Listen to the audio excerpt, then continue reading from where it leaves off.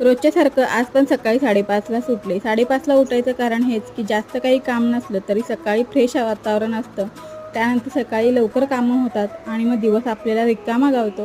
वेगळं काही करावंसं वाटलं तर करताही येतं, कुठं जायचं असेल तर जाताही येतं आणि नसेल कुठे जायचं तर आराम करता येतो, म्हणजे झोपता येतं. सकाळी उठल्यानंतर पहिल्यांदा गरम पाणी 1 ग्लास करून पिते, त्यानंतरच बाकीच्या कामांना हात लावते. माझ्या आधीच अहोसुद्धा उठलेले असतात. माझ्यासोबतच ते बाहेरचा परिसर साफ करायला मला मदत करतात. त्यानंतर मग मी अंघोळ वगैरे करून किचनमध्ये येते. तोपर्यंत अहोंची अंघोळ होऊन देवपूजा करायला बसलेले असतात. त्यानंतर मग सगळ्यांसाठी नाश्ता बनवते.